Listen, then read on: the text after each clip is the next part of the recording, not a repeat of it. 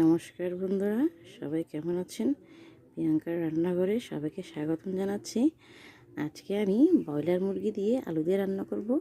Broiler মুরগিদের সাথে যদি আলু দিয়ে রান্না করা হয়, এটা খুব মজা হয় খেতে। তো প্রথমে আমি মুরগিটা কেটে সুন্দর করে ধুয়ে নিয়েছি। তা আমি আলু দিব, তাই আলুটাও সুন্দর কেটে ধুয়ে নিয়েছি। আমি এখানে নিয়েছি পেঁয়াজ কুচি, কয়েকটা মরিচ ফালি করে নিয়েছি। তার সাথে আমি মরিচ গুঁড়ো নিয়েছি। মরিচ গুঁড়ো আপনার যেভাবে ঝাল যেভাবে খাবেন সেভাবে নেবেন। হলুদ গুঁড়ো আর ধনিয়া জিরে আমার একসাথে মেশানো আছে, এই গুঁড়োটা একসাথে নিয়েছি। তার সাথে আমি নিয়েছি রসুন বাটা, আদা বাটা, পেঁয়াজ বাটা, তেজপাতা আর দারচিনি। এই সব উপকরণ আমি সব রেডি করে নিয়েছি। এবার আমি রান্না করব। দেখুন কীভাবে রান্না করি। কড়াইয়ে আমি তেল দিয়ে দিলাম। তেলটা গরম হয়েছে, সেখানটা আমি পেঁয়াজ কুচিগুলো দিয়ে দেবো।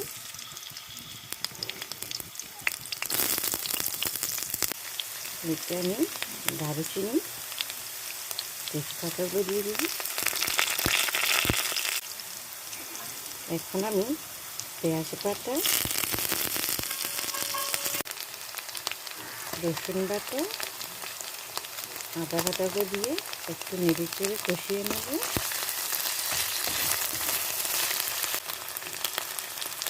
এরপরে সব মশলা দিয়ে দিচ্ছি এখানটায়। এতে আমি কেটে রাখা মরিচগুলো দিয়ে দেবো। দেখুন তেলটা এখন উপরে চলে আসছে। এখন আমি ব্রয়লার মুরগিগুলো দিয়ে দেবো। মাংসগুলো আমি দিয়ে দিচ্ছি এখন।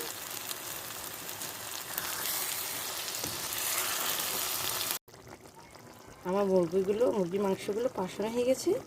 এতে আমি আলুগুলো দিয়ে দেবো। এখন আমি আন্দাজ মতো নুন দিয়ে দিচ্ছি। এখন আমি একটু সস দিয়ে দিচ্ছি।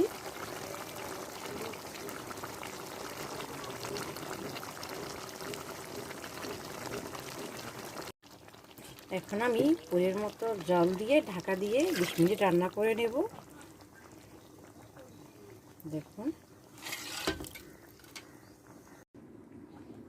দেখুন বন্ধুরা, ফাইনালি আমার মাংস রান্না কমপ্লিট হয়েছে। দেখুন কত সুন্দর কালারটা এসেছে, কত সুন্দর হয়েছে। আমি একটু কম ঝোল রেখেছি, তাই এটা এরকম হয়েছে। দেখুন আপনারা এভাবে বাসায় তৈরি করে রান্না করে খেতে পারেন।